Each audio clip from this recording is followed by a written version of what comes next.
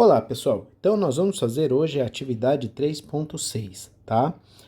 Dando continuidade aos nossos estudos. Então, aí está escrito que o Pedro, para ele calcular o número 375 menos 138, ele escreveu dessa forma que está embaixo. Então, ele decompôs os números. O que é decompor os números? Ele, em vez de colocar 375 da forma que a gente conhece, do jeito que está escrito ali na descrição ali depois do 1, né, da atividade, do 1zinho ali, laranja da atividade, ele decompôs, ele fez 300 mais 70 mais 5 e tirou 100 mais 30 mais 8, certo? Mas ele ficou com dúvida como subtrair 8 menos 5, ou seja, se você tem uma dívida de R$ 8, você não consegue pagar essa dívida com R$ 5.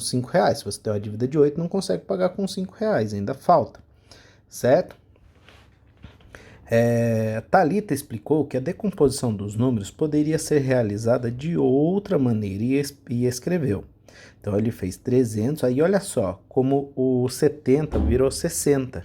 E aí ela jogou o 10 para o 5, que acabou virando 15, certo? E continuou a conta. Então na conta dela, 15 menos 8 sobrou 7, 60 menos 30 sobrou 30 e 300 menos 100 sobrou 200.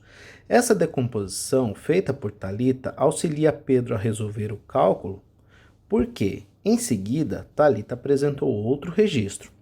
Então, a Thalita mostrou isso de uma forma sem decompor os números, ó. Tá vendo? Ela está mostrando sem decompor os números. Agora vem uma questão de observação. O que você observa de diferente nos dois registros? Então, no registro do Pedro, que ele decompôs os números, e no registro da Thalita, que ela faz do jeito que a gente está mais acostumado. B. O que significa o número 6 escrito acima do número 7?